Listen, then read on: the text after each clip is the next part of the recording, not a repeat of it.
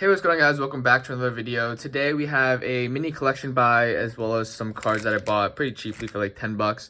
But I'm going to explain the story real quick, how I got these cards. So this seller was selling around 40 cards along with this graded card for around $100 on the marketplace. And it's been up for over a month, so I was a bit skeptical, but maybe he just hasn't got that much offers and everything like that. So he showed, I think, this front card right here, this Lugia. So I was a bit skeptical, thinking it's fake, but I went ahead and took the risk, and I think it paid off. So what we're going to do is we're going to go over... Okay. Yep. We're going to go over everything in the binder today. I don't even want to edit that out. Too lazy. We're going to go over everything in the binder today. I'm going to pull out all the valuable stuff and see what type of cards we get from this. So first off is this 2019 Old Maid Slowpoke card. Not really sure where it came from. It's a bit dirty, but it's not too dirty. Still in good condition. It's a mint 9. That back of the card is really cool, and it goes for around like 20 bucks. So that's 20 bucks right there. And then I want to see how good this Lugia card is. I did take a peek at it while I was there just to make sure it was legit and everything like that. I know some of the cards in here aren't legit. That's what I saw. So let's pull this out and see the conditioning on it. We're going to be very, very careful. So this is a very legit card. This is $130 in near mint condition, and I paid $100 for the whole thing, so that's really sick. And this is a really beautiful card up close. It really is. I have one in my personal collection, but we're going to see if this one's actually gradable. So I'm going to take a little bit of time to just look it over real quick.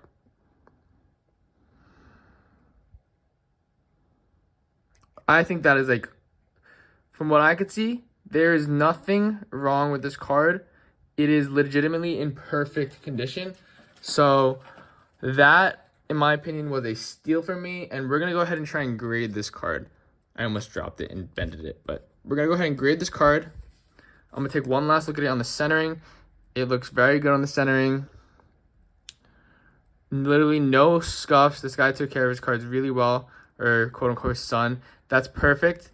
And then on the front, this is perfect. So I'm assuming this will get at least a 9 and potentially a 10, which is really the payoff for me.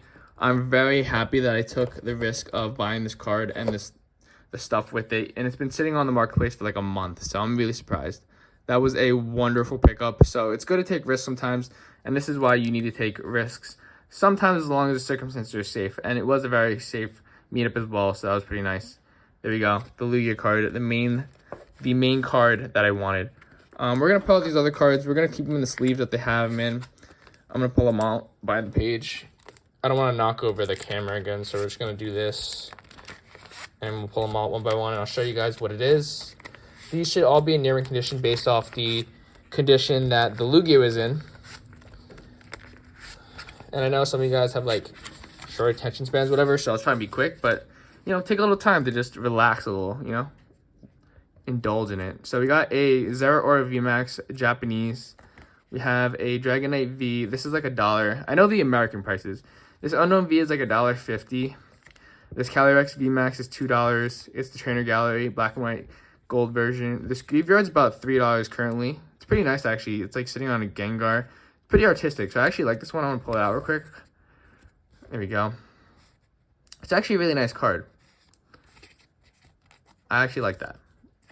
Then we have a Blissey Japanese V, Luminion V, and an Oranguru goes for about 50 cents. We're going to turn over the page. I'm going to pull out everything, show you guys what is in it. Actually, there's a lot more value than I initially thought while looking at this. And as you can see, I don't know if you can tell yet, but there are some fake cards, which I'll go over in just a second. I'm just going to pull out all these cards so it makes it easy for me to go over them all without having to stop and pause and pull out the cards and show you guys one by one.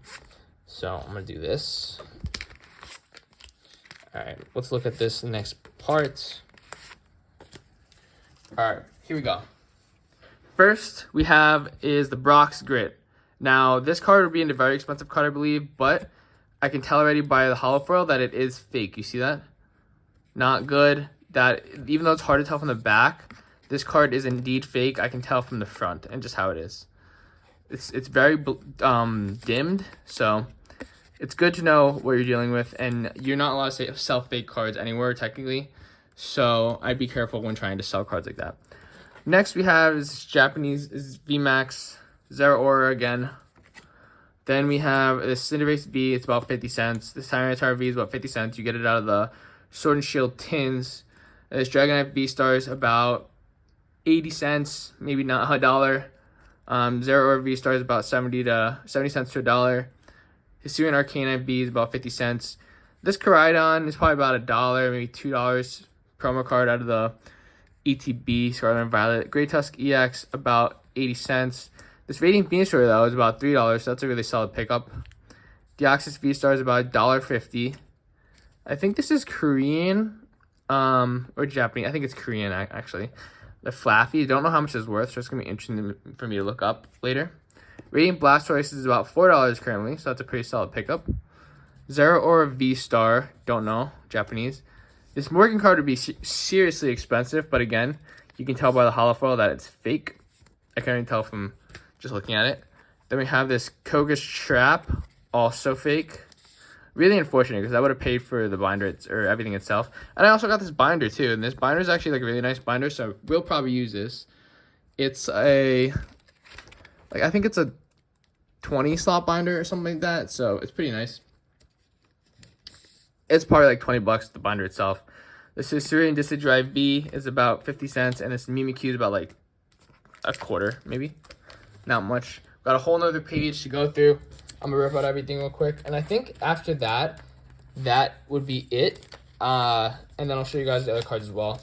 I'll flip through the rest of the binder real quick so you guys can see what it is, but there's literally, like, I consider that like nothing. Oh. There's a bunch of like reverse holos and stuff. It's not nothing, of course, but it's not really much stuff. So, real quick, I'll show you. There is a bunch of trainer reverse holos in Japanese, trainers in Japanese, and then these are a pile of reverse holo lightning energies. So I don't know what that's for, but here we go. We're gonna finish the video off by showing these.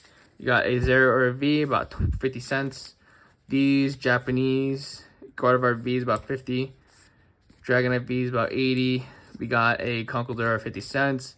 Zoroark V is about $1. Metagross is about $2. Ditto V probably $1. Jolteon like $2.50. This card's kind of nice though. Zeraora V-Star Japanese, Appleton 50 cents. Flaffy like 50 cents. So that's the binder, and I paid $10 for these two. So let's see what I got going on in the mail. I doubt it's anything too good since this only cost me $11, including shipping, so that's really cheap.